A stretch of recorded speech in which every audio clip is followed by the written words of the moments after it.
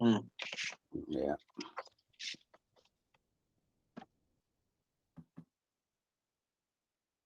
So it's a pleasure to welcome Professor Dinesh Kumar, who is currently the professor of biotechnology and also the dean of academics at Central University, Haryana.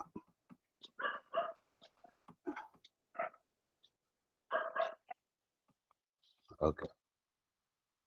Now he is well known for his contribution in 2009 to the world's first domestic animal whole genome sequencing project, that is the cow genome, published in Science and PNAS USA. As the team leader of the research and research coordinator, has more than 5 dozen multidisciplinary, multi-institutional publications in the last 10 years in the area of genomic data analysis of various crop, animal, fish, insect, and microbial germplasm. Besides decoding genomes of several species, his team has developed the world's first crop variety and animal breed signature, predicting server software using DNA data, which are of immense use in piracy and sovereignty disputes.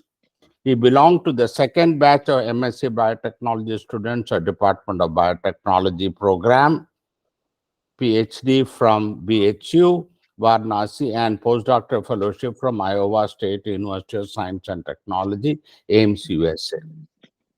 LL.B and LL.M from Kurukshetra University, PG Diploma in Technology Management in Agriculture with gold medal from Central University of Hyderabad, and PG Diploma in IPR and from IGNOU, New Delhi. Prior to joining CUH, he joined as a Agriculture Research Service, that is the ARS scientist, biotechnology cadre in ICR for 25 years. He has served at ICAR-NBAGR Karnal and ICAR-IASRI Pusar, New Delhi.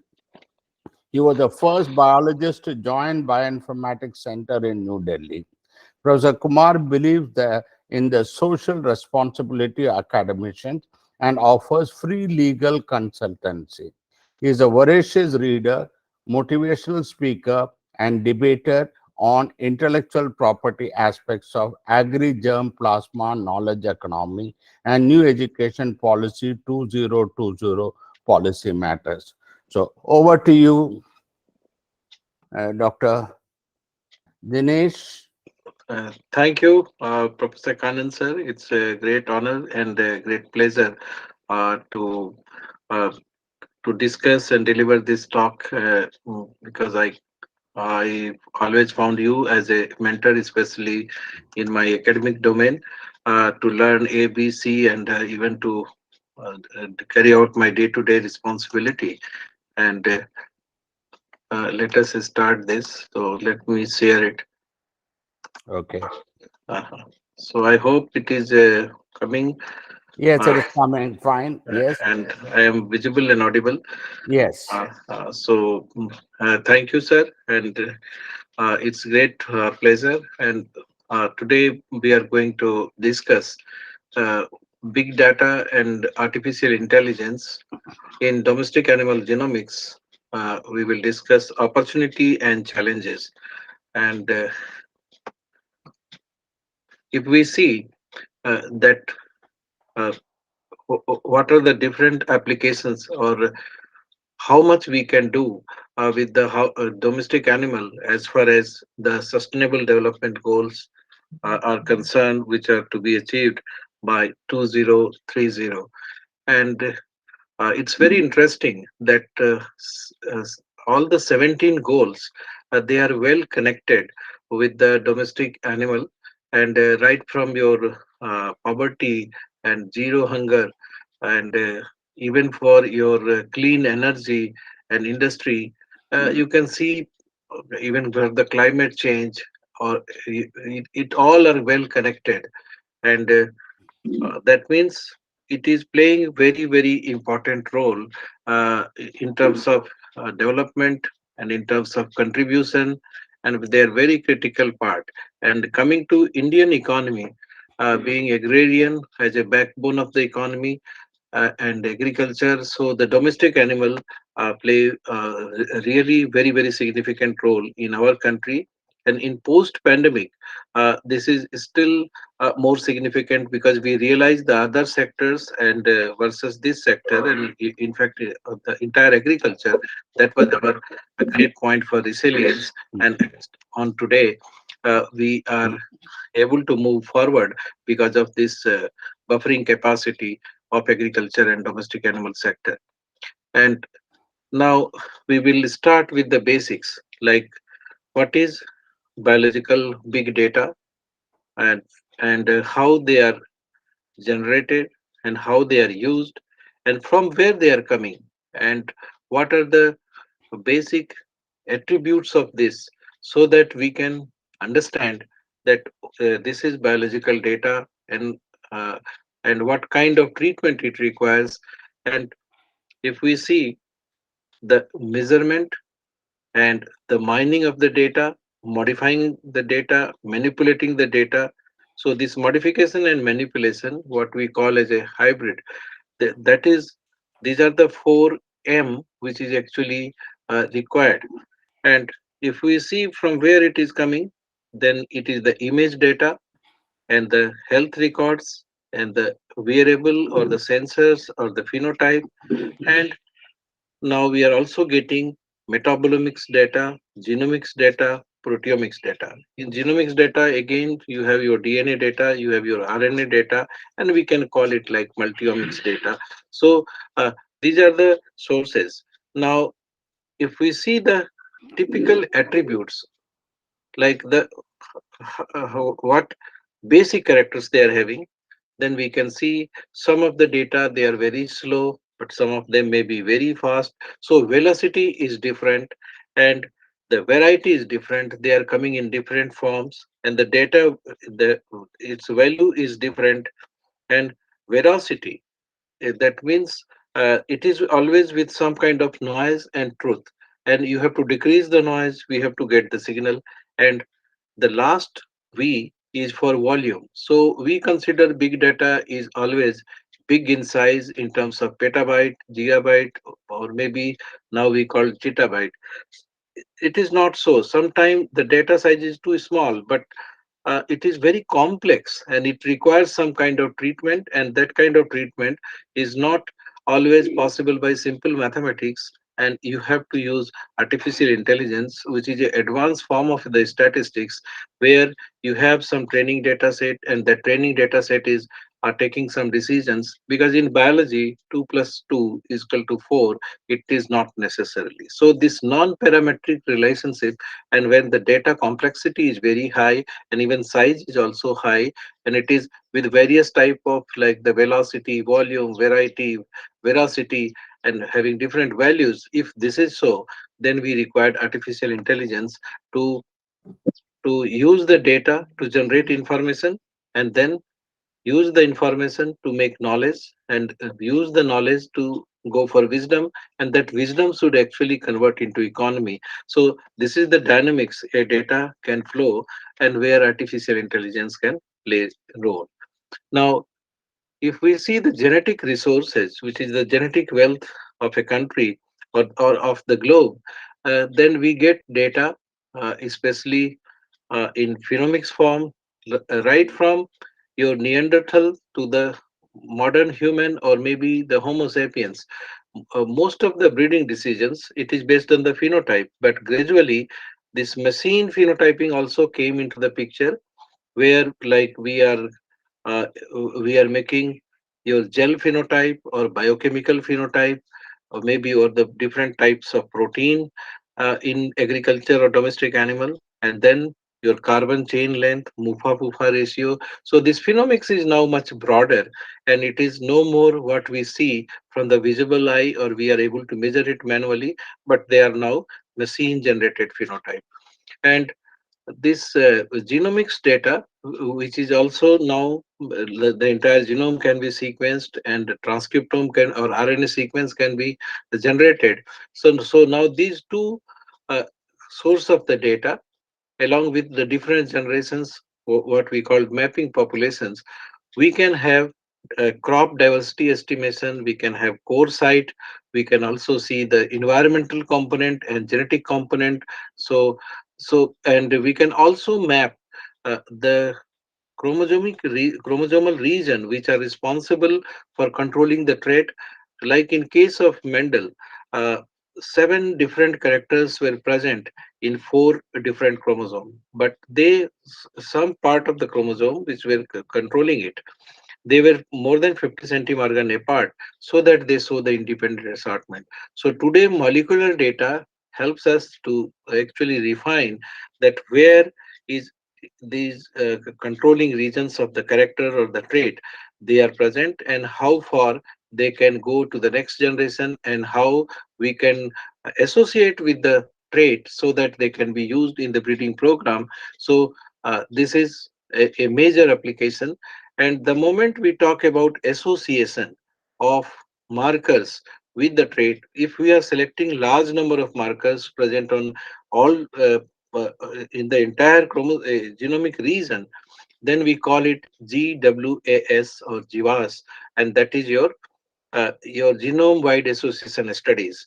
And when we start using them for selection, then we call it genomic selection, where we are taking the entire genome into the picture and we are selecting based on our interest of the desirable and non-desirable trait. And when we are making whole genome sequencing and making assembly, everywhere we can see there is a role of big data and artificial intelligence. But when we start predicting something like the predictive biology, then if we have certain known trait recordings and there are DNA samples, and if we have a bank or we call it as a training model, then any unknown your organism may be here it is the domestic animal, but in fact any germplasm, their trait can be predicted.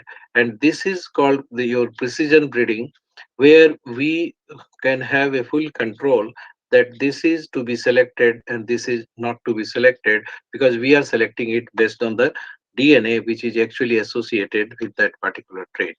Now if we see how much data is present in what size, and how in timeline they are increasing.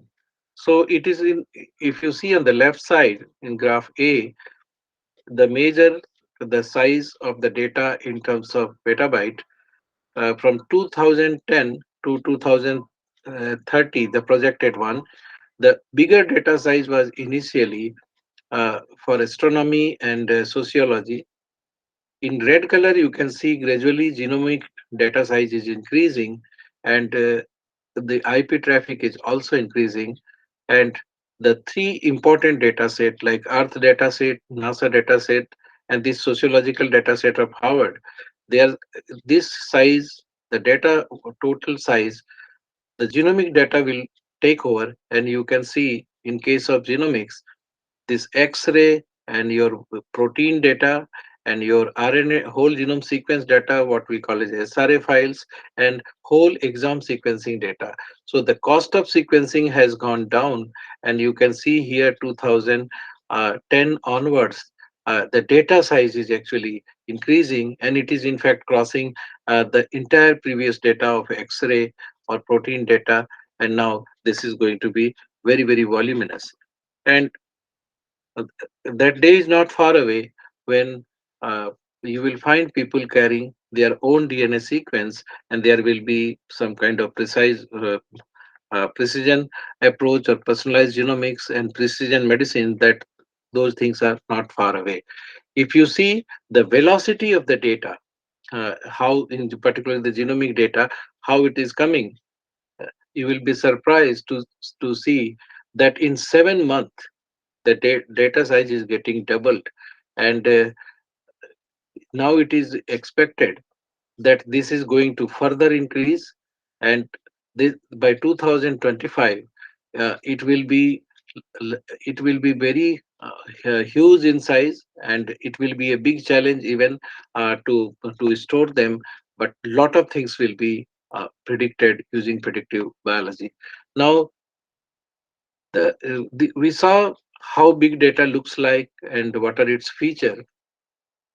Now, from big data to the smart data, like how to get the real information like knowledge and wisdom so that it can be connected with the economy.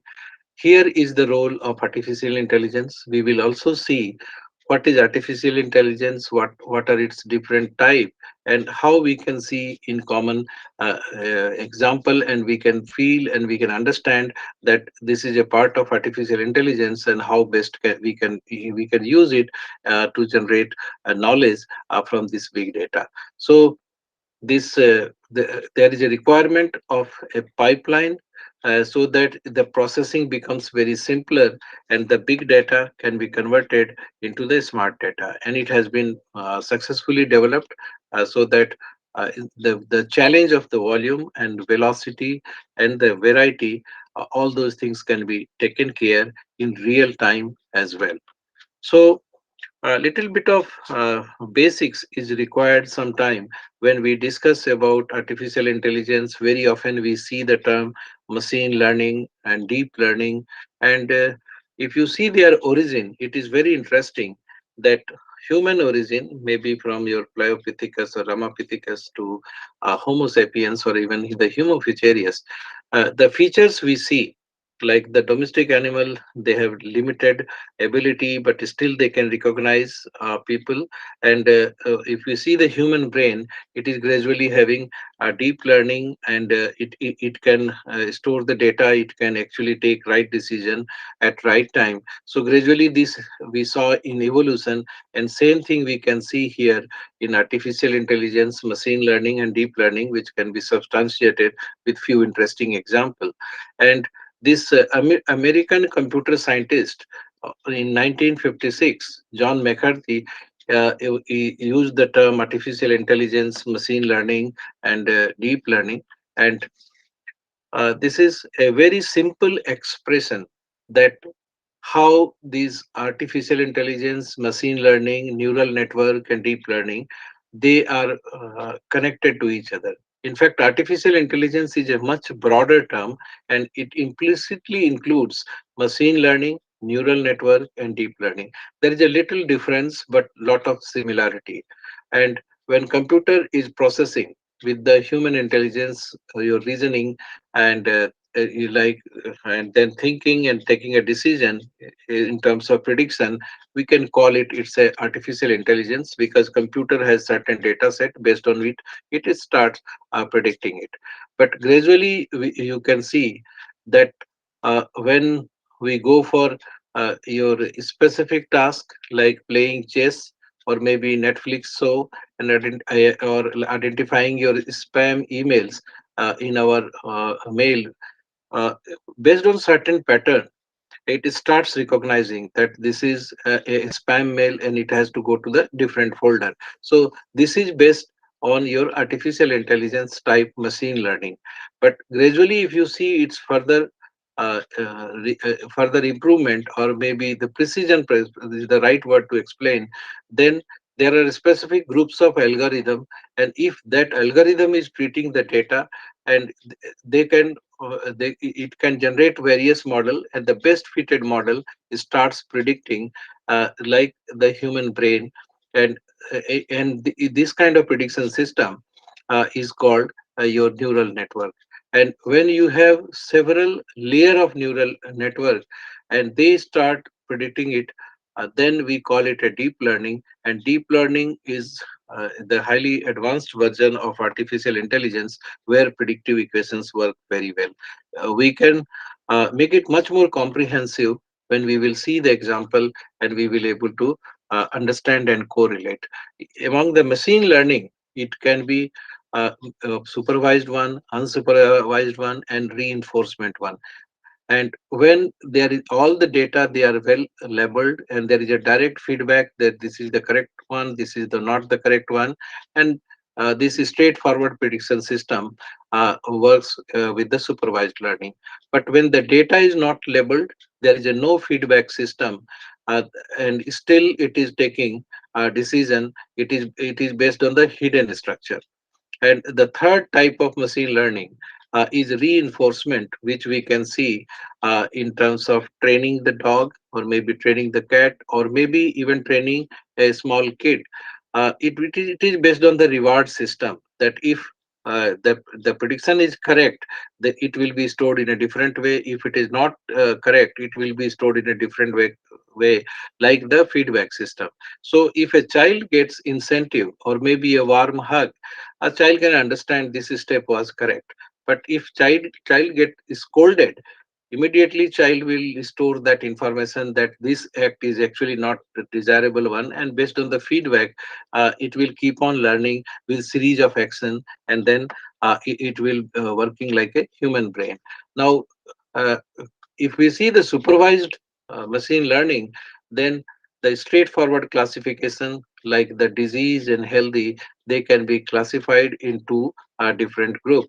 And then this data set can be used for future prediction. And regression also, it can be used in supervised one for the predictive equation based on the regression model, and prediction system can work in biological system. Now, this unsupervised learning, it's very interesting to understand it uh, by this example, that when there is no supervision, you can make different clusters, and then you can have some kind of correlations.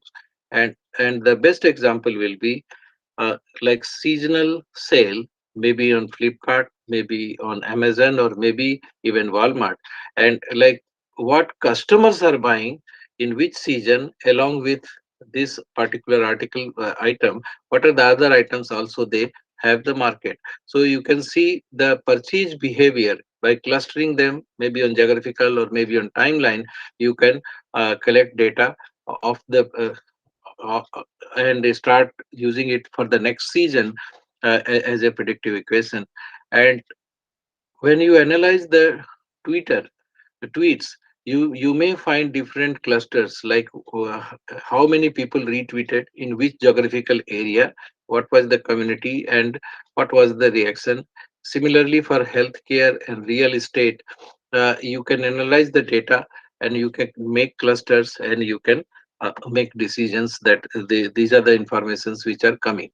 And already I was giving the example of your reinforcement machine learning, RML, which is based on a reward system and punishment. So the and child is the best example. So this kind of information storage, where there is no a priori data, but person is learning with the age. This is the third type of the machine learning, which can be used in a particular condition for prediction biology. Now, how this deep learning works, it's very interesting to see.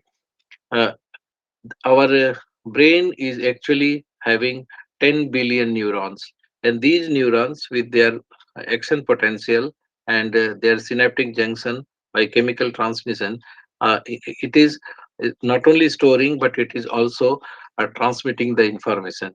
And this information storage, if it is having multiple layers, and it is also working like your CPU or GPU, and it is keeping all the information, then it can also put certain filters. It can take appropriate disease, appropriate model to predict something which is much closer to it. So the example will make it very clear that there are three different type of models in deep learning. One is your convolutional neural network, what we call it is a CNN. The other one is a recurrent neural network, RNN, and the third type is generative adversarial network, or what we call it uh, your GAN or GAN. The best example is your image classification and speech handwriting recognition, or maybe this autonomous Google example of like the auto driving cars. And if we see the role of deep learning in decision making, especially in management, it is very interesting to see one example that if we see the top 19 industries of the world, and if right information is processed or deep learning is used in decision making, then the economic efficiency or the potential to have 5.8 or around 3 to 6 trillion US dollar per year can be saved by only having the data and use of deep learning in the prediction system. And if we see the global economy also, maybe 90 to 100 trillion, and if the deep learning is used in all the decision making, certainly the economic efficiency will be very high. This interesting example of convolutional neural network, we can see that how we identify the different breeds of the cat or dog. If we remember what we learned in our three-dimensional your Fourier synthesis in X-ray crystallography, same is still used, that on X, Y, and Z axis, if you have some data, and that we use to identify by the human brain that this cat belongs to this breed, or dog belongs to this breed, or horse belongs to this breed. And even for plant also, we can identify the species using this kind of three-dimensional image, which can be converted into the data. And the moment we add three different colors in RBG, what we call in computer language, then this predictive system works well. And the very common example we can see in day-to-day life is tagging a photograph of our friends or in the Facebook, that it starts predicting, and we can easily tag because Facebook will hint you that this person looks like this. It is because of this deep learning. And if we see the Google Lens available on your place Google Play Store, that if you install it and scan over a particular plant, it will give you much closely related plant, and then you can compare and you can finally reach that yes, it looks like this, and you have a complete predictive system. So if you see the true to the breed type and its identification based on phenotype and machine learning and deep learning, then definitely it can play a very important role, and very quickly, like the top breeds of the horse and the camel or maybe the dog, can be identified by this approach. And similarly for crop varieties also, if we have that kind of data, phenotype can be used to predict. And the second type is your neural network, what we call it as a recurrent or recursive neural network, where we have an input layer, we have a hidden layer, we have an output layer. So if noise are getting reduced and the memory acts, then it can start predicting in a sequential manner with very high accuracy. And if we see the speech recognition system, like when even sometime even your sound can act as a password and it will be recognized. And uh, it can also be used in machine translation, like we can see that you speak in one language and it is getting translated into the other language. And this is the best example of your recursive neural network, where it can be used to make machine translation. And the most advanced form, your generative adversarial network, this GAN, the best example is the Kera is most popular one, which is used in deep learning, and Google is using TensorFlow, and Facebook